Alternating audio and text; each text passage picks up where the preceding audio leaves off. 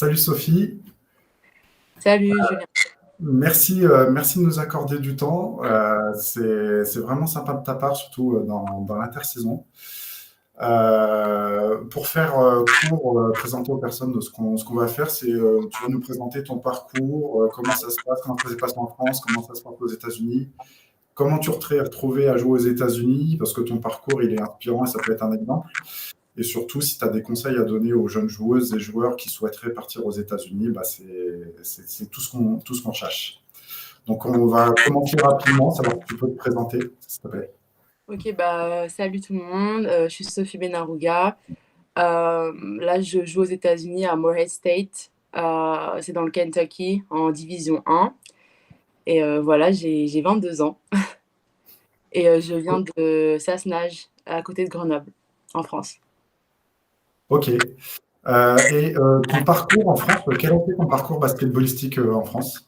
Du coup, j'ai commencé à Sassenage quand j'avais 8 9 ans, jusqu'à 12 ans, je crois. Puis je suis partie en Benjamin à Voiron.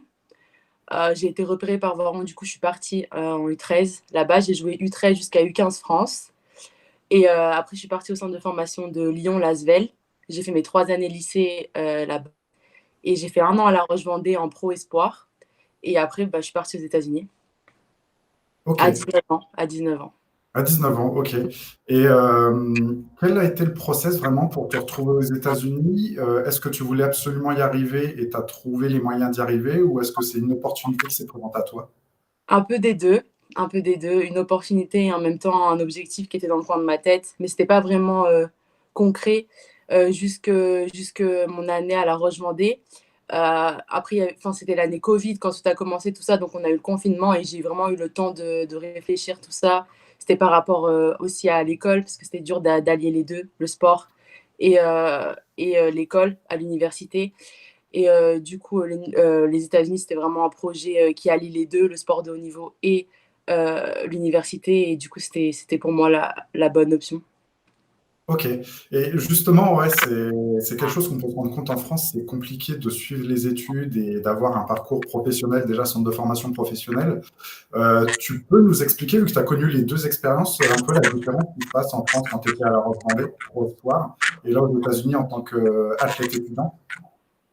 Quand j'étais à La Roche-Vendée, il n'y avait pas vraiment de communication entre le club et l'université. C'était dur d'aller en cours parce que les cours, c'était souvent pendant l'entraînement. Du coup, et c'était dur aussi de rattraper parce qu'il n'y avait pas vraiment de suivi en ligne. Tu étais obligé d'aller en classe, de prendre des notes. Il n'y a pas trop de suivi en ligne pour moi, pour ma part. Après, je sais que pour d'autres personnes en France, ils ont ce suivi en ligne pour certaines écoles. Moi, j'étais en université, je faisais du droit, je me souviens.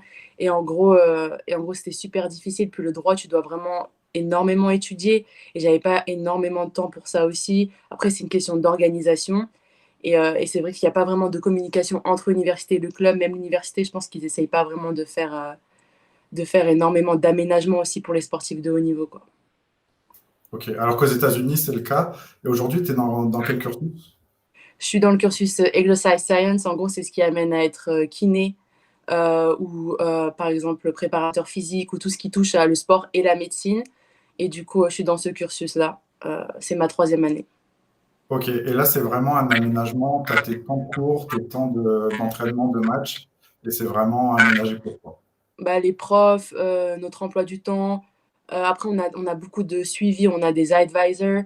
En fait, c'est des gens qui nous suivent, nous, personnellement, et l'équipe, pour nous aider à faire nos devoirs, pour nous aider à choisir nos classes, pour nos suivis par exemple, on a des meetings toutes les semaines. On a 2 advisors, on a un qui s'occupe avec l'équipe et un qui s'occupe de l'académie au niveau des athlètes et tout. Et en gros, ils nous aident chaque semaine. On fait des meetings pour savoir où on en est avec nos notes, nos classes, nos devoirs, quels sont nos objectifs, tout ça. Là, là. Donc ça nous aide énormément à se projeter. Et oui, en gros, c'est ça, on est énormément suivi. On est énormément suivi. Ok, bah tant mieux, à la limite, c'est mieux, c'est préférable. Et du coup, aujourd'hui, tu joues à Moorhead. Quel a été ton parcours aux États-Unis? Parce que tu es arrivé dans une autre université, tu as fait un Mhm. transfert. Et surtout, quelle suite tu vois pour toi? Ok, je suis arrivée à Hartford, donc c'est dans le Connecticut, c'est entre Boston et New York. Et en gros, j'ai été recrutée par la coach qui était là-bas à l'époque. Et en gros, le recrutement, ça se passe, genre, elle me parlait par message. Il y a plusieurs universités, quand ils sont intéressés par toi, ils commencent par te parler par message. Après, on fait des zooms, on parle. Ils rencontrent nos familles, nos parents, c'est très personnel. Ils essayent de nous connaître sur le plan personnel et aussi professionnel. Et en gros, après, tu signes une scholarship, tout ça, un an, et je suis partie à Hartford. J'ai fait un an là-bas en tant que freshman. J'ai pas joué ma première année à cause de Covid. En gros, ça a affecté mon cœur. Et en gros, je devais prendre 3 mois, 4 mois de repos avant de pouvoir reprendre une activité physique. Et en gros, du coup, j'étais sur le côté toute la saison, mais je suis restée pour l'équipe et tout. J'ai énormément appris de cette saison. J'étais un peu triste de ne pas pouvoir jouer, mais j'ai énormément appris de cette saison. Et puis, j'ai pu m'entraîner individuellement quand j'ai pu reprendre tout le second semestre, en gros, de février jusqu'à mai. J'ai fait ma reprise entraînement individuel, tout ça. Et en gros, la coach qui m'a recrutée a eu une meilleure offre à l'université de Yukon en tant que coach assistante. Et du coup, elle est partie. Et en vrai, quand la coach qui te recrute part, c'est un peu difficile et c'est un changement. Et j'ai décidé de rester à Hartford parce que je pouvais pas vraiment partir. J'avais pas vraiment de stats pour pouvoir transférer tout ça. Donc, j'ai décidé de rester. Puis, ça faisait ma première année et j'aimais bien l'environnement, l'université, les coachs assistants, tout ça. Mais je savais pas trop ce qui allait en être l'année prochaine. Mais je suis quand même restée. L'année dernière, je suis restée à Hartford. C'était une nouvelle coach. Enfin, c'était pas non plus la même chose qu'avec la coach qui m'a recrutée. C'était un peu plus compliqué. Enfin, on n'avait pas la même relation. Ça s'est pas passé comme je l'avais prévu. Et du coup, j'ai décidé de transférer. Et puis, l'université a eu des problèmes un peu tout ça. Donc, enfin, tous les athlètes sont partis, en gros, qui veulent jouer D1. Tu vois, tout le monde est parti. C'était vraiment un peu la dernière année d'une structure assez bien organisée, tu vois. Et en gros, j'ai transféré à Moorhead par le biais de Universe Basketball. En gros, c'est les mentors, l'organisation qui me suit ici aux États-Unis et qui m'aide, en gros, qui a un suivi avec le coach, un suivi au niveau des entraînements, de l'école, de tout. En gros, ils nous suivent, les joueuses et les joueurs qu'ils ont, pour qu'on soit le plus performant et les meilleurs en classe. D'accord. Et cette structure, elle t'a accompagné dès le départ pour faire aller partir de la France et aller aux États-Unis, ou c'est aux États-Unis qu'elle a commencé à t'accompagner? Non, ils sont en France. Ils sont en France, c'est des Français, Elliot et Roman. Et ouais, ils nous aident dès la France, puis ils nous accompagnent aux États-Unis. Oui. Ok. Et c'est intéressant ce que tu disais. Donc, tu n'as pas joué la première année, mais tu as énormément appris. C'est toi qui as décidé de ne pas jouer toute la saison? Parce que même quand tu as repris, ou c'est après tu pouvais pas jouer? Les kinés, les médecins, j'ai fait énormément d'examens et en gros, mon temps de repos, il était estimé à 3 4 mois pour pouvoir revenir sur les terrains. Et donc, du coup, j'avais pas le droit j'avais le droit de rien faire, même pas muscu, rien du tout. J'ai perdu énormément de muscles, j'étais vraiment toute fine. Enfin, mais et oui, j'ai appris énormément. Après, la coach m'a demandé, elle m'a dit, est-ce que tu veux retourner en France et tout, et revenir quand tu peux t'entraîner? C'était vraiment une longue période. Et j'ai dit non, je préfère rester ici avec l'équipe et accompagner l'équipe, tout ça, et être là parce que j'ai énormément appris, même en étant hors du terrain. Donc, Ouais. Et ce qui t'a permis de faire une deuxième année freshman, la deuxième année où tu as pu jouer. exactement. Ok, ok, ok. Et du coup, en université, pour le dire à tout le monde, c'est 4 ans. Donc, tu as de freshman à senior et tu peux faire 4 années pleines. Tu peux faire 4 ans. Maintenant, avec Covid, c'est un peu différent. Tu peux faire une cinquième année parce que moi, par exemple, je suis arrivée en année Covid. Ils appellent ça l'année Covid. Et en gros, l'année Covid, c'est la cinquième année. C'est l'année où tu peux rajouter parce que comme le Covid a un peu perturbé tout, toutes les saisons, tout, donc en gros, la NCAA a décidé de nous rajouter une année, nous les joueurs. Ok, ok, ouais. Donc, une année supplémentaire, ouais, pour jouer, pour faire ses preuves, etc. Non, bah, Exactement. c'est ouais, c'est cool. Effectivement, tout a été arrêté, comme tu l'as dit, donc Mhm. c'est plutôt pas mal. Et en arrivant, alors, quand tu as débarqué, pas forcément des souvenirs basket, mais quand tu as débarqué aux États-Unis, c'est quoi? Qu'est-ce qui t'a marqué quand tu es arrivé au début?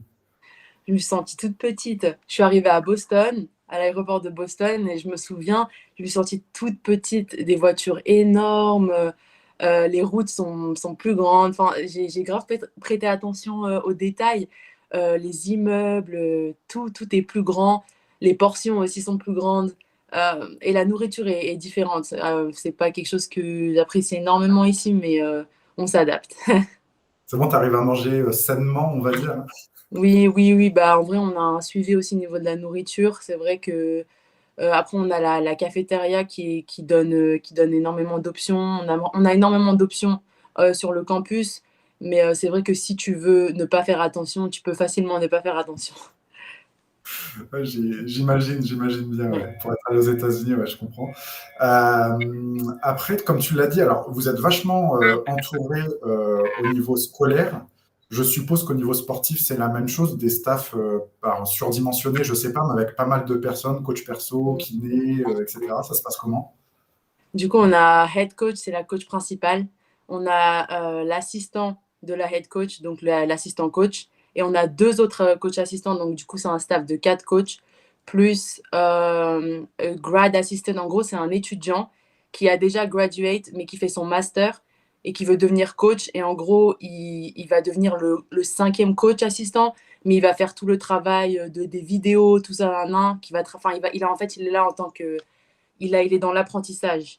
Et donc, en gros, c'est comme une internship pour lui, tu vois. Donc, en gros, il va apprendre auprès de nos coachs, tout ça, pour lui, un jour, être coach assistant, puis coach. Et on a un kiné, on a un préparateur physique, et après, ouais,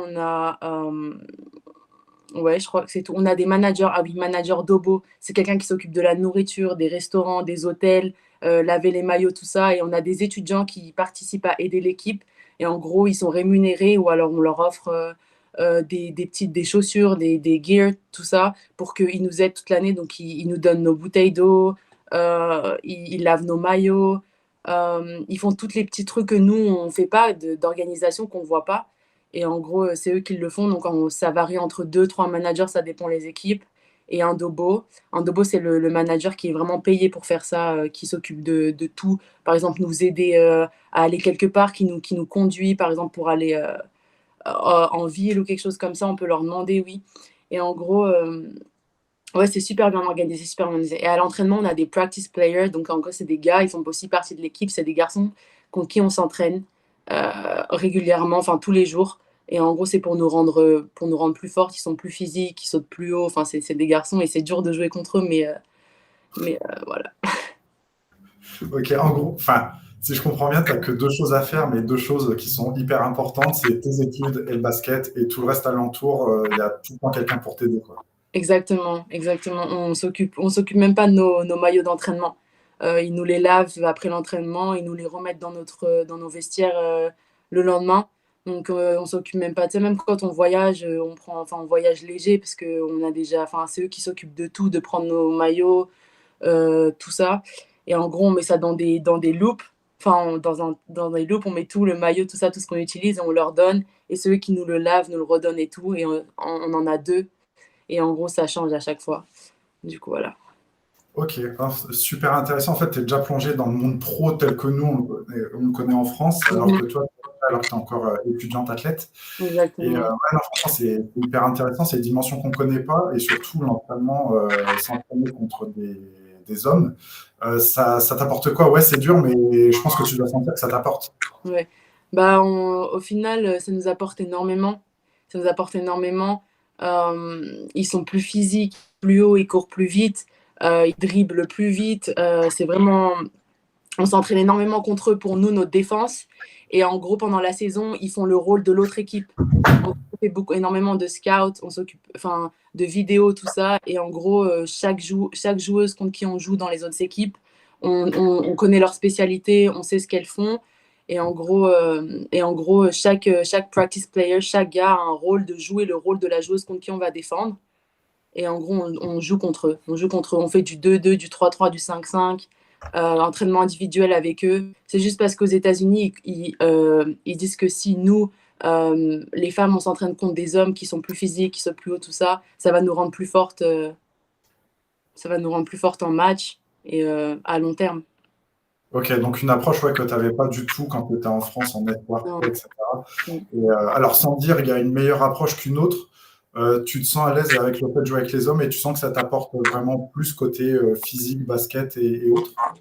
Au début, quand j'étais à Hartford, ma première année, j'étais choquée parce que je n'ai jamais connu ça. Enfin, tu sais, des fois, l'été en France, tu vas jouer un peu sur les terrains avec des gars et tout, mais sans plus, tu vois. Et puis, tu sais, ils font super attention de pas trop te brusquer, pas trop te toucher, ça, enfin, pas trop te bloquer, tout ça. Mais ici, aux États-Unis, c'est complètement l'opposé. Ils jouent énormément physique. Après, la coach, c'est vrai que des fois, elle leur demande de pas dunker ou de pas nous contrer comme ils comptent des gars. Euh, Surtout pendant la saison pour pas trop se blesser, enfin pour pas se blesser. Mais sinon, oui, c'est un aspect complètement différent et il joue à 100% et c'est vrai qu'au début c'était difficile, mais après tu t'adaptes et tu comprends que ça va être ça tous les jours à l'entraînement, donc tu dois t'adapter. Et c'est vrai qu'ils nous font progresser énormément. Moi, j'ai beaucoup progressé sur l'aspect physique, parce que vraiment aux États-Unis, ils sont vraiment centrés sur l'aspect physique, vraiment. Ouais, et justement, ouais, c'est vrai que c'est ce qu'on voit, c'est aussi ce qu'on peut ressentir. Mais comme tu dis, c'est très l'aspect physique, mais au détriment de l'aspect basket sur les bases, le collectif. Parce qu'on a aussi cette impression-là, vue de l'étranger, c'est très individualiste, très statistique, Mhm. et voilà, c'est vraiment ça. C'est très stade, c'est vrai, c'est très stade. Moi, ça m'a choqué parce que quand j'étais en France, je ne saurais même pas te dire combien de points j'ai marqué quand je sors d'un match. Combien de rebonds j'ai pris, parce que les stats, elles ne sont pas affichées sur l'écran. Ou alors le coach, il ne va pas venir te dire et venir parler avec la feuille de stats à la mi-temps. Ou, tu vois. C'est vrai qu'ils sont vraiment très stats, très compétition, c'est très business. Après, c'est pas un aspect positif ou négatif, c'est un aspect qui est différent de la France. C'est vrai que là, moi, quand je suis arrivée à Hartford, c'est vrai, les stats sont affichés. C'est vrai que ça m'avait choqué, mais là, toujours autant. Mais en vrai, là, maintenant, moi, je suis habituée parce que c'est comme ça que ça marche ici de toute façon. Mais les stats sont affichés pendant le match de chaque joueur qui rentre sur le terrain. Euh, les stats à la fin du match, la feuille de match qui nous donne à la fin pour analyser nos stats et tout. C'est vrai qu'après, c'est un aspect aussi professionnel qu'on retrouve en France. C'est vrai que les pros, ils regardent énormément leurs stats aussi parce que c'est ce qui te permet de bouger, c'est ce qui te permet d'aller dans un meilleur club, c'est ce qui te permet d'avoir un meilleur salaire aussi, tu vois. Donc, c'est vrai qu'ils nous préparent aussi à être professionnels comme ça. Ouais, ouais, bah, c'est vrai que encore une fois, c'est ce qu'on disait, c'est que tu es déjà dans le monde professionnel en étant encore étudiant athlète, alors que nous, tout ce que tu décris là, en fait, c'est vécu qu'au niveau professionnel et au plus haut niveau professionnel. Même Mhm. si, à mon avis, ça commence à descendre pour les niveaux un petit peu plus inférieurs, ça commence à prendre de plus en plus d'importance, les stats. Mais Mhm. c'est vrai qu'aux États-Unis, c'est une dimension quand même immense. Mhm. Après, c'est vrai que les coachs, ils savent que pas tout le monde peut marquer, pas tout le monde peut prendre des rebonds, tout ça. C'est vrai qu'on a chacun nos rôles et ça reste quand même du basket, ça reste quand même un sport collectif. Et après, ça dépend les équipes où tu vas, mais c'est vrai que, par exemple, moi, cette année, j'ai eu énormément de systèmes, énormément de, de, de, de play collectif, tout ça, pour pouvoir jouer. C'est vrai que notre coach, elle est vraiment centrée sur le jeu collectif. Après, ça dépend. C'est vrai qu'il y a des joueurs après qui ont des ISO qui vont jouer pour eux, tout ça, parce que c'est dans le système. Mais c'est vrai que c'est centré collectif aussi, mais plus agressif, on va dire. Ouais. Et peut-être plus quand tu arrives dans ton année senior, quand tu vas passer le cap de devenir pro, donc la fac s'arrête, peut-être que tu mets plus l'accent sur tes stats individuelles. Ouais, ils sont vraiment centrés sur freshman, sophomore, junior, senior. Et c'est vrai, quand l'année senior arrive, c'est une année assez émotionnelle, c'est ma dernière année, je dois pas trop me louper, tout ça. C'est une bonne pression, je pense, quand tu es aux États-Unis. Après, c'est vraiment un truc qui compte énormément pour les coachs américains, mais aussi les joueuses américaines et tout. L'année senior, c'est vraiment l'année, c'est ton année, quoi, en gros. Ouais. Et du coup, donc tu es passé d'une fac à une autre, donc à Morehead aujourd'hui. Le transfert, comment ça se passe exactement? En gros, la NCAA, c'est une organisation, il y a énormément de règles, tout ça. Le transfert, en gros, c'est toi qui décides de transférer d'une école à une autre. Donc, en gros, tu dois parler à la coach en premier. Tu dois lui dire, bon, OK, moi, je décide de transférer pour telle et telle raison, tout ça. Et après, tu dois aller voir Compliance. En gros, c'est un gars qui travaille dans chaque université. Il y a un gars qui s'appelle Compliance. Et en gros, c'est un gars auprès duquel tu peux te plaindre. Enfin, tu peux te dire, oui, voilà, je transfère pour telle et telle raison. Et il va t'aider à transférer. Il va te dire et on va dire quelles sont les étapes pour que tu transfères, tout ça. Et en gros, tu dois juste mettre ton nom sur le transfert portal via une application que nous, on a en tant que joueurs et joueuses, qu'on a tous, c'est Arms. Et en gros, sur Arms, tu dois cliquer juste probablement deux, trois clics, je me rappelle plus trop, pour dire que tu transfères tout ça. Puis après, tu confirmes que tu veux transférer. Il y a une vidéo NCAA que tu dois regarder absolument pour pouvoir transférer. Et après, ton nom, normalement, il est sur le transfert portal. Et là, les autres coachs des autres universités ont accès à toi et peuvent te parler. Et peuvent te contacter. Parce que si tu n'es pas sur transfert portal, tu ne peux pas parler à d'autres coachs, d'autres universités. C'est interdit, c'est une règle NCAA. Ouais, c'est très, très encadré comme ce qu'on peut entendre. Mais il y a énormément de règles, de petites règles, et au fur et à mesure que je connais pas toutes les règles, j'apprends au fur et à mesure. Mais c'est vrai qu'il y a énormément de règles aussi pour les joueurs. On est super bien encadré par rapport au coach, enfin les règles et tout autour des relations qu'on peut avoir, tout ça. Même, on est obligé de prendre notre douche après les matchs. Enfin, la coach, elle peut pas nous obliger à partir, par exemple, du match si elle est énervée ou quoi. Ou alors ils sont obligés de nous nourrir, tu vois, des trucs comme ça où on est bien encadré. Ah oui, ok, ok. Et il y a une autre règle aussi qui est vachement connue, c'est vous ne pouvez pas être rémunéré parce que vous êtes étudiant athlète. Toi, personnellement, tu as bénéficié d'une bourse et la bourse, elle te suit de fac en fac quand tu changes ou il faut que tu retrouves à chaque fois une bourse dans la nouvelle fac? Alors j'ai eu une bourse d'Hartford sur un plan de 4 ans. Et en gros, la bourse, et elle se répète. Enfin, tu signes un contrat d'un an chaque année. Mais en gros, ils peuvent pas te virer. Ils peuvent pas te couper ton contrat, sauf si tu fais quelque chose d'illégal qui est pas cautionné par la NCAA. Mais sinon, ils sont obligés de te donner une scholarship quand tu es dans le process D1. Après, je connais pas ce qui se passe en D2, D3. Je pense qu'ils te donnent pas full scholarship. Enfin, ils te donnent genre 50%, 70%, ça dépend les écoles, en D2 et D3. En D1, c'est full scholarship. Et en gros, moi, j'ai une scholarship d'Hartford. Et quand j'ai mis mon nom sur le transfert portal, j'ai perdu ma scholarship d'Hartford. En gros, parce que j'allais pas re-signer avec eux.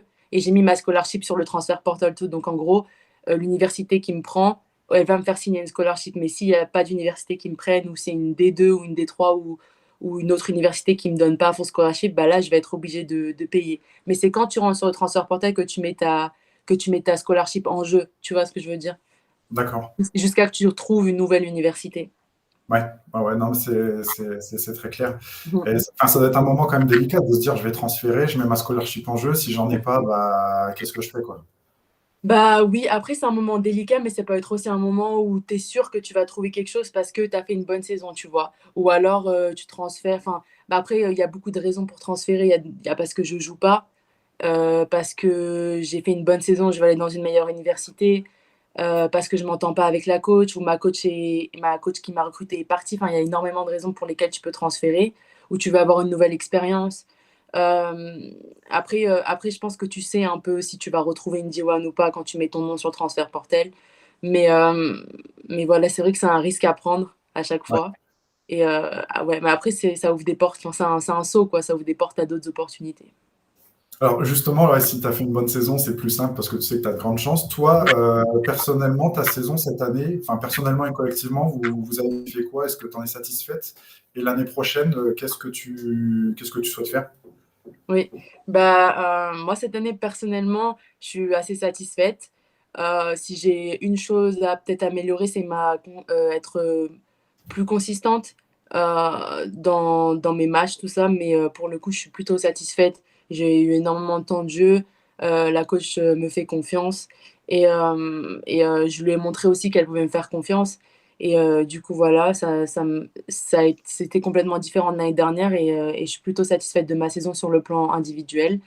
Sur le plan collectif, on a fait une meilleure saison que ce que l'équipe de l'année dernière a fait, mais on était une équipe complètement différente. C'était la première qu'on jouait ensemble et je pense qu'on a fait, on a fait un bon travail. Après, je pense qu'on peut faire beaucoup mieux. On a perdu des matchs qu'on ne devait pas perdre. Et, mais voilà, je pense que l'année prochaine, on revient encore plus fort. Et là, on travaille dur la off-season pour préparer la prochaine saison. D'accord. Ouais, du coup, là, la saison est terminée. Vous avez fait le tournoi, le dernier tournoi. Malheureusement, vous n'avez pas réussi à vous qualifier pour les phases suivantes.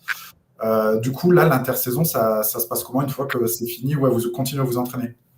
Ouais, bon, on a eu une semaine et demie un peu de repos, un break après la saison. Euh, on... Et puis on a repris là cette semaine. Cette semaine, lundi, mardi, mercredi, enfin tous les jours. Et en gros, on a muscu tous les jours et entraînement individuel tous les jours. On est séparés par 4 groupes, par poste de jeu. Et en gros, on travaille individuellement avec les coachs, enfin la coach assistante et un des managers et les practice players sur ce qu'on doit améliorer pour nous rendre plus forts. Par exemple, moi, je travaille beaucoup sur les attaques en dribble près du cercle, la finition avec contact et tout, tir. Enfin, on travaille sur tous les aspects qu'on doit améliorer, tous les aspects où on est déjà fort pour devenir encore plus fort, quoi. Et la muscu, c'est un aspect super important, surtout aux États-Unis. Et pour notre coach, elle veut vraiment qu'on se développe physiquement et qu'on soit beaucoup plus physique que l'année dernière. D'accord, ok. Et la prochaine saison démarre quand concrètement? La prochaine saison, elle démarre en octobre. Mais aux États-Unis, on est beaucoup centré sur les entraînements individuels pour préparer cette saison. Donc là, on est en post-season. Donc on s'entraîne tous les jours. C'est un peu plus light, mais c'est pas trop light. C'est vraiment centré individuel. En gros, c'est plus trop du collectif. C'est vraiment toi. Qu'est-ce que tu as amélioré? Euh, c'est vraiment courir, muscu, entraînement individuel avec les coachs. Et après, on revient en juillet pour Summer Class. Et en gros, c'est à peu près la même chose, mais plus du collectif, plus du cardio pour préparer la saison qui commence en octobre. D'accord, parce que la off-season, c'est quand même 7 mois. Enfin, là, d'avril, si on prend avril à octobre, ça fait 7 mois. Mhm. Enfin, le temps, il doit être plus long quand même. Il est long et c'est énormément d'entraînement, mais après, ça nous prépare énormément pour la saison, quoi. On est vraiment bien préparé. Ouais, ouais, c'est clair, ouais, ouais, ouais. Du coup, vraiment pour que ça soit clair pour tout le monde, on en a parlé un peu en off un petit peu avant. Comment ça se passe une saison NCAA? Enfin, c'est vrai que moi, je me suis renseigné, mais tu m'as appris des trucs que je ne savais pas. Ça se passe comment concrètement? Donc, tu commences en octobre, tu as les matchs non-conference, donc c'est les matchs que toi, tu prévois avec les autres coachs, les autres équipes d'autres conférences pour jouer contre eux. Donc, en gros, c'est vraiment la partie où tu voyages un peu dans tout le pays. Après, il y a des conférences où tu voyages beaucoup aussi, mais nous, notre conférence, on voyage beaucoup, mais pas autant que les matchs non-conference. Les matchs non-conference, c'est tout le premier semestre, donc c'est de octobre à décembre. Et après, en décembre, enfin début décembre, les matchs conference de ta conference, ça commence. Donc en gros, là, c'est vraiment les matchs qui vont compter pour aller se qualifier au March Madness qui se passe en mars, début mars, fin février. D'accord. Et du coup, ces matchs non-conference, ils comptent pour votre classement, ils comptent pour le classement futur à la March Madness ou pas? Non, ils comptent pas pour aller à March Madness, mais ils comptent pour le ranking, en gros, de toutes les universités. C'est vrai que si tu fais par contre, par exemple, si tu fais des bons matchs non-conference et tu gagnes la plupart d'entre eux, ça te prépare bien pour la saison pour conference. Tu vois, tu rentres, t'es confiant. Même les coachs, ça les met en confiance, tu vois, parce que tu t'examines ton niveau par rapport aux autres conferences et aux autres, tu vois. Et en gros, ça te prépare énormément pour les matchs conference. Mais c'est vrai que les matchs les plus importants, c'est les matchs de ta conférence. Mm. Ouais. Pour après aller à un tournoi qui peut te qualifier ou pas à la Exactement. March Madness, ouais. Et je suppose que les coachs doivent essayer d'aller chercher des très grosses facs. C'était dans une fac un peu moins élevée. Ils doivent aller chercher des très grosses facs auxquelles se confronter quoi, sur ces matchs-là. Exactement, c'est ce qui se passe la plupart du temps. Et c'est des matchs qui sont vraiment importants et c'est des matchs qui nous préparent aussi. Par exemple, quand tu arrives au March Madness et tu es une plus petite école et que tu joues le premier round, tu joues contre une grosse école. Donc, en gros, les matchs non-conference, ils te préparent en gros aux matchs futurs que tu risques d'avoir à la fin de l'année. Ouais. Et alors, on en entend parler, là, on est en plein dans la March Madness. On en entend parler. Nous, c'est vrai que Vision en France, c'est surtout ça dont on entend parler la saison. Si on n'est pas assidu, qu'on ne suit pas, on en entend peu parler. Vraiment, la hype qu'il y a autour, ça doit être dingue. C'est une dinguerie ici. Ils sont très sport de toute façon aux États-Unis, que ce soit le football américain, le baseball, tout ça, le basket. Ils sont très très sport, mais c'est vraiment une hype, comme tu dis. Là, c'est March Madness et tout le monde regarde, que ce soit pour women or men, tu vois, c'est vraiment la même chose, la même hype. Les joueurs NBA, WNBA, les stars américaines, tout le monde regarde March Madness. C'est partout, restaurant, bar, tout ce que tu veux. Tout le monde en parle. Enfin, il y a des trends sur les réseaux sociaux et tout. Enfin, ouais, c'est vraiment une hype ici. Il y a vraiment énormément de communication autour enfin, c'est vraiment visuel. Enfin, tu peux pas le louper quand t'es ici. Ouais. Et je suppose que la saison, ça doit être pareil. Tu dois connaître des stades pleins, même déjà des salles vachement grandes par rapport à ce qu'on peut connaître nous. Même ça doit être surprenant au départ quand tu joues dans une grosse salle comme ça. C'est vrai, en bas, c'est vrai qu'ici, les salles, elles sont énormes. Enfin, même les plus petites universités et tout, les salles sont énormes, les infrastructures sont incroyables. Je me souviens quand on a joué contre Kentucky, les infrastructures, elles sont incroyables. Enfin, ils avaient une salle, juste une petite salle, une petite chambre, juste pour les snacks, les smoothies et tout, enfin, juste pour avant et après l'entraînement. Enfin, vraiment des infrastructures de ouf. C'est, c'est un truc de malade. Ouais, ouais, ouais. J'ai vu des trucs qu'on n'a pas en France, même, je pense, chez les pros. C'est vraiment bien fait. Il y a vraiment beaucoup d'argent Ouais, qui est mis là-dedans. ouais, c'est ça aussi, c'est ça la différence, c'est qu'il y a Mhm. énormément, comme tu dis, énormément d'argent. Après, quand tu voyages, ça se passe comment? Pareil, ça doit être un confort de dingue. Je sais pas, avion, bus, hôtel. Ouais. Bah, quand les voyages sont longs, on prend l'avion. Sinon, c'est le bus. On a notre propre bus avec le même chauffeur. Même le chauffeur, on le connaît. Il est super sympa. Moi, je m'entends super bien avec lui personnellement. Sinon, ouais, enfin, on s'occupe de rien. On a souvent entraînement avant de voyager et entraînement quand on arrive là-bas. On voyage la veille du match, donc on dort là-bas. Et souvent, si on joue tard, on dort après le match et on revient le lendemain. Euh, et oui, on voyage, on prend le bus. On a les snacks dans le bus si on a faim. On a des boissons. On a tout ce qu'il faut. On a la télé dans le bus aussi si on veut regarder les matchs, tout ça. Et ouais, quand on arrive à l'hôtel, on est deux par chambre. Les hôtels, souvent, ils sont bien, enfin, ils sont super bien même. On a la nourriture, par exemple, avant de voyager, le manager nous envoie, nous, ce qu'on veut manger par rapport au restaurant qu'il a choisi. Donc, on envoie, nous, ce qu'on veut manger là-bas. Et en gros, il commande en avance. Donc, après, on arrive, on a souvent entraînement le soir. On a shooting show around le matin. Donc, c'est souvent à 8h 9h du matin, vu qu'on a match vers 15h 16h tout ça. Quand c'est à 18h on est à peu près à 10h et tout. Et quand on joue à la maison, la coach, nous, c'est notre coach, c'est ce qu'elle nous fait. On a flushed, lift. En gros, on fait un peu de muscu avant le show run, avant le match. C'est un peu pour nous préparer, nous réveiller un peu pour le match. Ok. Alors, on voit que la partie basket, ça prend énormément de temps. Vous partez la veille, enfin pour les matchs, même les entraînements, je suppose que vous entraînez souvent. Comment vous arrivez, comment c'est fait pour arriver à suivre et les études et la partie basket? Bah, on joue pour l'université, donc on est un peu choyé par l'université aussi. On a une plateforme en ligne, c'est pour toutes les universités, ça s'appelle Blackboard. Et en gros, sur cette plateforme, on a toutes nos classes, tous nos cours. PowerPoint, ils sont très technologie ici, du coup, on utilise énormément nos ordinateurs, tablettes, téléphones, tout ça. La plupart des examens sont en ligne.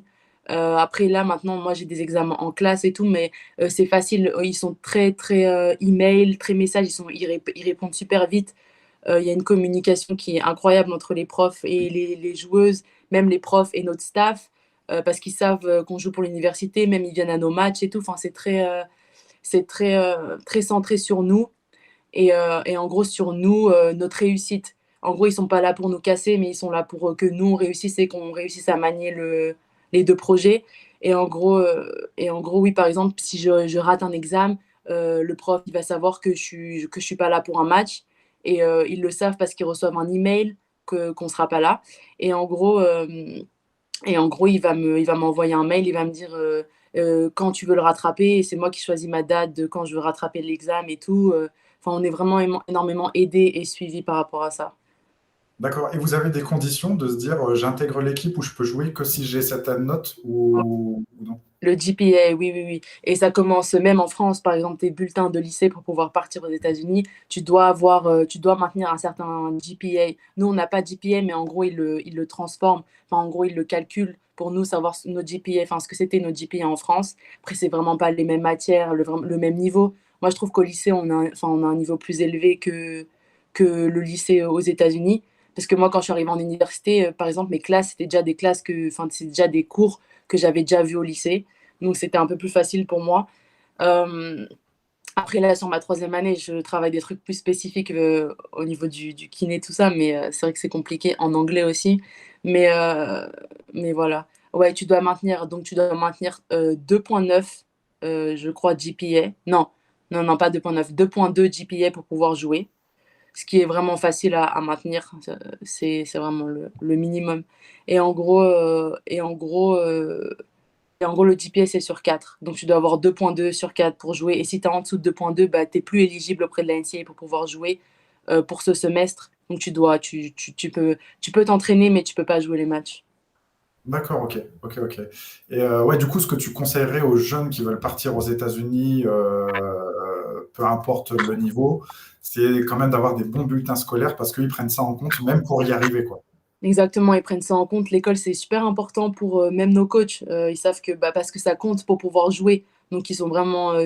Enfin, par exemple, tu as une joueuse qui est super forte au basket, mais qui est pas bonne à l'école, bah, ils vont tout faire pour qu'elle soit bonne à l'école, pour qu'elle puisse jouer. Parce que si elle peut pas jouer, bah, à cause de ses notes, ça nous pénalise, nous, l'équipe, mais ça la pénalise elle aussi. Et c'est pour un semestre après, donc c'est long. Et donc, toi, là, il te reste combien d'années d'études? Il me reste non, il me reste une année avant que je graduate, que j'ai mon diplôme l'année prochaine à la fin de l'année. Et il me reste 2 ans basket, donc ma deuxième année, je ferai mon master. D'accord, ok, ouais, donc tu continueras Si tout quand se passe même, bien. tu ne Oui, seras pas full basket, tu continueras quand même les études en oui, plus oui, de. oui, exactement.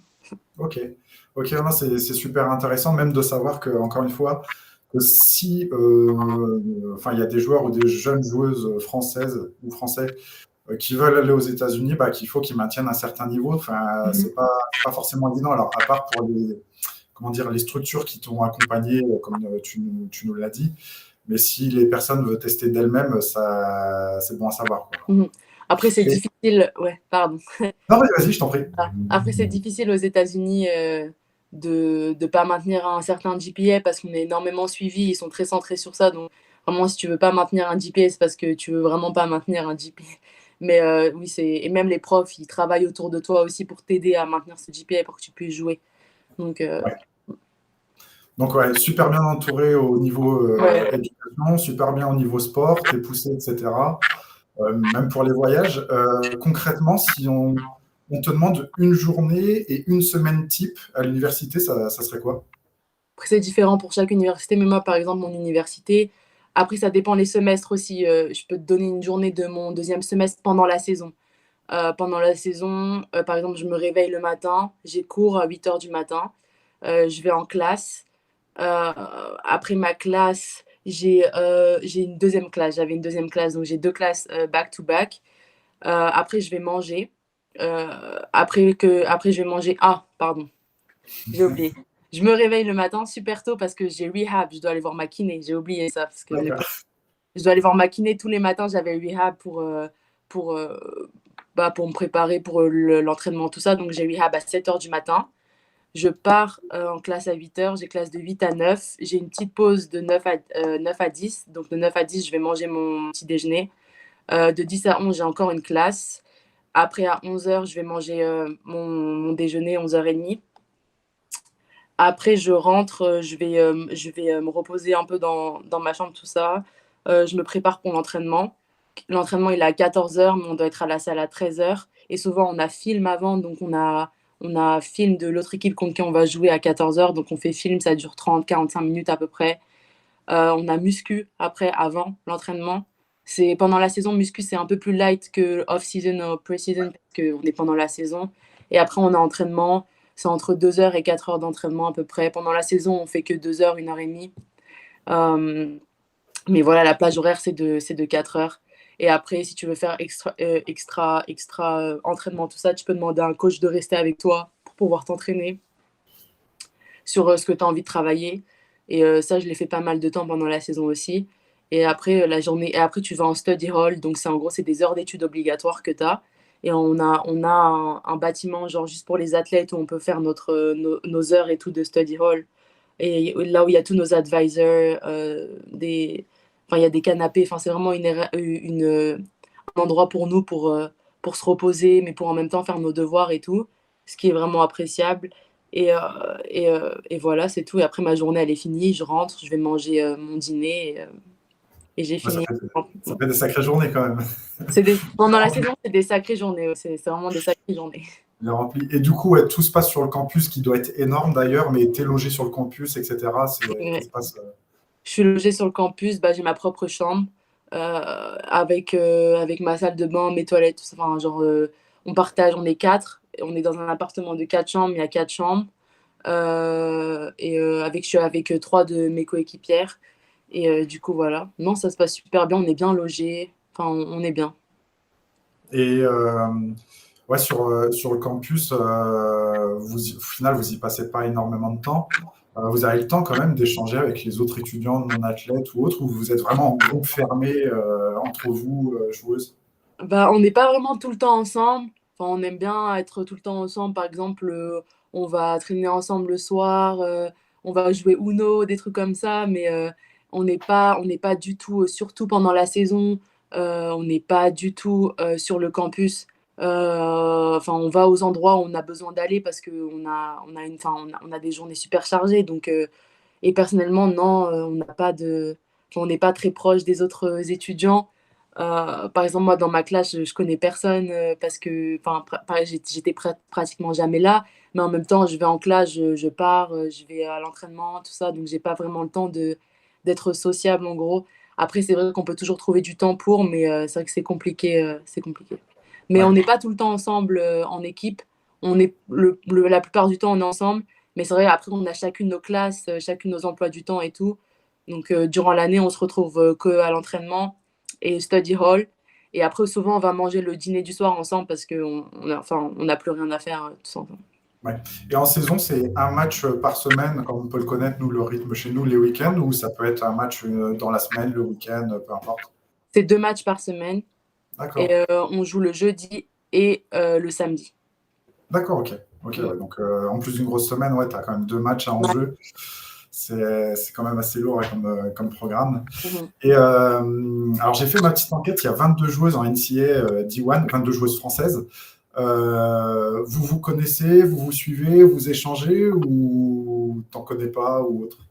Bah, les 22, je sais pas si je les connais toutes, mais je pense que je connais la plupart. On se connaît de nom. Après, il y en a avec qui j'échange, il y en a avec qui j'ai jamais vraiment échangé.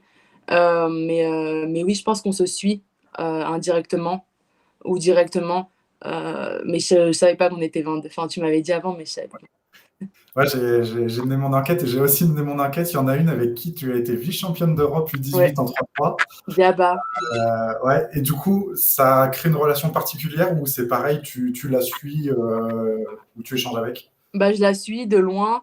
Après, c'est vrai que si on joue ensemble, encore, par exemple, dans ma prochaine université où on ne sait pas ce qui peut se passer, c'est vrai que je pense qu'on aura déjà cette connexion qu'on a eue parce qu'on a gagné ensemble et tout. Mais oui, moi, je la suis indirectement et tout. Oui. Ouais. Et vous essayez pas de vous recruter entre joueuses? Ça peut arriver, oui, ça peut arriver. Moi, ça m'est jamais vraiment arrivé. Enfin, non, pas vraiment directement, peut-être indirectement. C'est vrai qu'on essaye. Et c'est vrai que les coachs aussi, ils apprécient énormément ça aussi ici. Ils aiment beaucoup les Français et les Françaises, de ce que j'ai compris. Et c'est vrai que moi, par exemple, quand j'étais à Hartford, euh, ma coach qui m'a recrutée, elle voulait que je ramène des joueuses avec qui j'ai joué françaises avec moi. Et donc, et moi, ça me fait plaisir aussi si je peux jouer avec une ou deux joueuses françaises dans mon équipe, pourquoi pas. Ouais, Ça apporte énormément à l'équipe aussi. c'est clair. Et justement, sur la partie 3-3, tu y as joué combien de temps? Et surtout, qu'est-ce que ça t'a apporté dans ton jeu pour le 5-5? J'ai fait 2 ans, je crois, 3-3, 2 ans. 2 ans, ouais. Et en gros, ouais, le 3-3, ça aide énormément pour le 5-5. C'est incroyable. Même sur la partie défense, explosivité, même sur toi, prendre de la confiance, parce que tu peux pas te cacher vraiment. Tu es obligé de faire quelque chose, ne serait-ce que prendre des rebonds, un écran, driver. tu es plus agressif, donc tu travailles énormément sur ton agressivité. Et moi, je trouve que enfin, moi, pour moi, ça m'a apporté énormément de confiance sur ce que je peux faire et tout. Et moi, je trouve que ça aide énormément en défense et sur l'explosivité et la Ok. vitesse d'exécution aussi. Ouais, ouais. Ouais, bah, enfin, en tout cas, ouais, vice-championne d'Europe, félicitations. Merci. C'est vraiment top. Et vraiment, si on revient sur enfin, un peu la partie globale, que ce soit études, basket ou autre, si tu as des conseils à donner à des jeunes joueuses ou des jeunes joueurs qui voudraient suivre ton exemple ou le même parcours, ça serait quoi les 3 conseils les plus importants que tu leur donnerais? Oula. 3 conseils. Enfin, 3 ou plus ou moins, mais qu'est-ce que tu leur donnerais comme conseil pour dire, ouais, là, tu pourrais réussir et venir jouer en NCAA D1? Bah, l'école, ça compte énormément. Ça compte énormément, même plus qu'en France ici. Ils valuent et ils valuent l'école énormément ici. Ça, c'est un aspect qui va t'aider à jouer. C'est un aspect que les coachs aussi regardent. C'est vrai qu'en France, nos coachs, ils sont pas très centrés sur l'école quand c'est au niveau du basket et tout. Et en gros, ici, ils veulent vraiment que tu réussisses au niveau des deux. Et, euh, et je trouve que c'est important aussi. Euh, le, c'est plus physique ici. C'est plus physique, le jeu est plus physique. La muscu est plus intense. Enfin, pas plus intense, mais c'est différent. Mais ils sont très centrés physique. Ils sont très, très centrés physique. Et, euh, la langue, c'est super important. L'anglais. Moi, personnellement, ça m'a apporté. Enfin, je savais pas parler anglais quand je suis arrivée ici. Ouais, Du coup, au début, je parlais pas. J'arrivais à comprendre, mais j'avais du mal à m'exprimer. Et j'ai appris à parler anglais sur le tas, en direct, quoi. Et j'ai appris énormément. ok. Donc, ouais, enfin, le niveau scolaire, la langue, à la limite, on pourrait se dire, ah, il faut déjà savoir parler hyper bien Un anglais, mais peu, pas ouais. forcément, mais un petit peu. Et surtout le côté physique. Et alors, même si tu as une structure qui t'ont accompagné, ils ont regardé des vidéos, ça s'est passé comment, basketballistiquement parlant, pour la coach te recrute? Alors, bah déjà, il faut que tu quelqu'un qui te suit de France, enfin quelqu'un qui s'occupe, comme moi j'ai Universe Basketball, c'est une organisation qui est vraiment centrée sur aider les joueurs à partir ou aider les joueurs quand ils sont là aux États-Unis.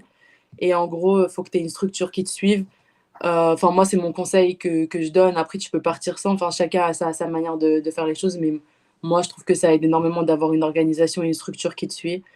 Euh, et en gros, oui, ils te demandent, ils regardent tes matchs, des highlights vidéo, tout ça, ça compte énormément. Après, c'est vrai que moi, ma freshman year, ma coach, elle a pas trop regardé les stats, mais c'est plus après, s'ils sont intéressés par ton profil, comment tu joues, ce que tu peux apporter, les universités vont venir te parler et elles s'intéressent à toi et elles vont commencer à faire des zooms, à savoir toi, qui tu es personnellement, ta personnalité, mais aussi qui tu es en tant que joueuse, joueur. Et après, il parle aussi avec tes parents, ta famille, tout ça, parce que c'est important. C'est une grande étape. Si tu veux partir aux États-Unis, c'est important Effectivement, que ouais. tout le monde soit impliqué, quoi. Et justement, l'éloignement avec la famille, toi, personnellement, tu le vis comment? C'est pas trop dur? Au début, c'était difficile et j'ai l'impression que chaque année, c'est difficile de partir. Ça devient de plus en plus difficile. Au début, c'était difficile, mais après, tu t'adaptes. Et puis, si t'as, enfin, on n'a pas vraiment le temps d'y penser parce qu'on a des journées énormes, enfin la saison, tout ça. Puis on les a énormément au téléphone aussi. Mais c'est vrai que moi, des fois, j'ai des moments où j'ai des moments où ça va pas trop et c'est des moments où il me manque énormément. Et ça arrive à tout le monde. Mais, euh, mais après, après, on s'adapte, quoi. Je sais pas comment expliquer, mais. Ah ouais, si, si, ouais, non, mais enfin, si, c'est compréhensible, effectivement. Ouais, comme tu dis, t'as pas forcément le temps vu les journées, les semaines que vous avez. Et quand c'est dur, bah après, je pense que tu peux quand même les contacter. Oui, Tout le monde a des passages comme ça, comme tu le dis, oui. c'est normal. Et l'intersaison, tu passes combien de temps en France? Enfin, tu reviens combien de temps en France à l'intersaison? 6 semaines. 6 semaines. Je passe 6 semaines en France et après, je repars aux États-Unis. Ouais, donc quand même pratiquement 2 mois. Donc repartir, je peux comprendre que ça soit compliqué. Ouais, Ouais. c'est dur, Tu c'est venais dur. qu'un jour et que tu repartais. Ouais. Ouais, c'est compliqué. Bah, mais après, on s'adapte et on sait pourquoi on le fait aussi. Enfin, on a des objectifs, et eux, ils le comprennent aussi et ils nous suivent. Enfin, moi, personnellement, mes parents, ils me suivent énormément et ils comprennent et même, c'est eux qui m'ont encouragée aussi à partir aux États-Unis. Donc, voilà, après, c'est important aussi d'avoir l'aspect famille autour de ça. Exactement, ouais. Ouais, ouais. Justement, tu parlais d'objectifs, c'est une super transition. Toi, au niveau universitaire, c'est quoi tes objectifs? Il te reste 2 années, donc c'est de faire 2 ans, mais c'est peut-être aller peut-être à plus haut niveau ou autre, ou de March Mhm. Madness, etc. Et surtout, l'après-université, tu vois ça comment? Alors, moi, mon objectif à court terme, c'est de travailler sur moi. Là, pour l'instant, c'est ce qu'on fait avec les coachs, ce que j'ai amélioré, tout ça, c'est très centré individuel, comme je l'ai dit. Et c'est super important et moi, ça m'aide énormément. Moi, c'est être plus consistante l'année prochaine, faire une meilleure saison que cette année, bien sûr. Et sur le plan individuel. Et aussi sur le plan collectif, on veut vraiment aller au March Madness l'année prochaine. C'est vraiment notre objectif. On en a parlé en tant qu'équipe et c'est vraiment ce qu'on veut faire. On a vraiment tout ce qu'il faut pour y aller. Et maintenant, faut travailler et se donner les moyens. Et sinon, oui, à long terme, enfin pour ma dernière année, j'aimerais bien transférer euh, dans une université qu'on appelle Power 5. Donc c'est une des des grosses universités juste pour ma dernière année. Et c'est vraiment un de mes objectifs personnels et que la coach, elle sait déjà aussi, parce qu'on en a parlé. Et d'ailleurs, c'est une coach qui est compréhensive et qui m'aide énormément avec ça. Donc, j'apprécie énormément. Et du coup, voilà. Et après, j'aimerais bien revenir en Europe et jouer Ok. professionnel. Ok, t'as déjà, enfin, d'ici là, d'ici 2 ans, tout peut changer. Oui, Mais bien t'as sûr. Après, oui, c'est des objectifs. non, mais je parle pour revenir en Europe. Enfin, je pense que tu connais déjà du monde puisque tu viens d'un club pro, etc. Est-ce que tu as déjà des pistes? Est-ce que tu en as déjà parlé? Ou tu verras vraiment dans 2 ans où tu seras, où tu en seras J'ai pas vraiment de piste au niveau de club précis, vraiment. Après, je sais que par exemple, cette saison, vu que j'ai performé et j'ai fait des bonnes stats, tout ça, c'est vrai que j'ai eu pas mal de demandes d'agents, d'agences qui m'ont demandé ce que je faisais l'année prochaine et si j'avais envie de jouer pro, tout ça, qui aimeraient bien m'avoir dans leur équipe, tout ça. Et en gros, je leur ai dit que moi, personnellement, pour l'instant, c'est pas ma priorité. J'ai encore 2 ans aux États-Unis, mais que ma porte, elle n'est pas fermée et qu'on verra. ouais, et puis cette fameuse dernière année, tout ce qu'on te souhaite dans une Power 5 avec des super stats et Ouais. puis après, ça roulera. Et enfin, tu es contacté par des agents, tu peux déjà en avoir en NCA ou pas? Non, c'est interdit d'avoir des agents. On peut avoir des mentors, enfin, des organisations qui nous suivent, mais avoir un agent, c'est pas légal ici. Ouais, ok, ok. Ah, super, super intéressant. Bon, moi, je pense que j'ai un peu fait le tour. Je ne sais pas s'il y a des personnes qui veulent poser des questions. Je ne sais pas s'il y a des questions. Sinon, moi, j'aime bien poser à chaque fois une dernière question. Aucun piège, t'inquiète pas. C'est si tu reviens 10 ans en arrière, enfin, qu'est-ce que tu dirais à la Sophie d'il y a 10 ans? Quel conseil tu lui donnerais?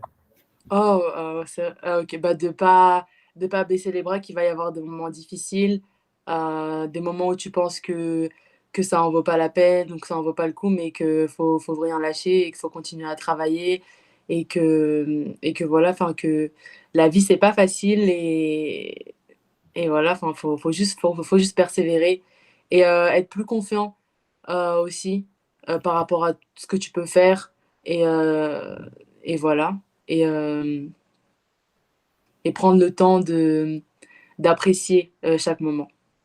Ouais, ouais. Ouais, l'aspect confiance, c'est vrai que Mm. enfin, on trouve que, enfin, en tout cas, moi perso, je trouve que la culture américaine apporte ça, avoir tout le temps confiance, confiance en soi, etc., ce qu'on trouve un peu moins ici. Et ouais, je pense que tu as tout à fait raison. Et pour évoluer dans ce milieu, de toute façon, faut avoir confiance en soi, hein. Oui, et oui, il faut avoir confiance en soi, c'est sûr. Mais c'est vrai qu'ils sont vraiment centrés sur la confiance en soi et la confiance en général. Ils sont vraiment beaucoup sur ça. Et j'apprécie énormément. J'ai appris énormément de choses par rapport à ça ici, c'est sûr. Moi, c'est vraiment top. Et bah, je sais pas si tu as un message, parce que moi, j'ai pas forcément d'autres questions. J'ai fait le tour de tout ce que je voulais te poser. Si tu as un message à faire passer ou un sujet que tu vas aborder. N'hésite Bah, je, pas. bah, juste, je sais que partir aux États-Unis, c'est compliqué. Enfin, et ça paraît compliqué et que c'est vraiment un step que certaines personnes peuvent avoir peur de prendre.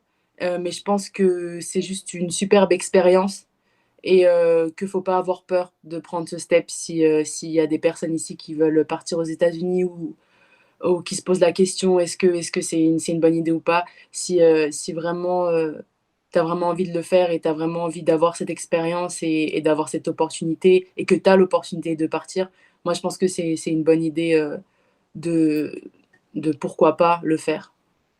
Ouais, ouais. Ah ouais, c'est clair. En tout cas, un grand merci. Bah, merci.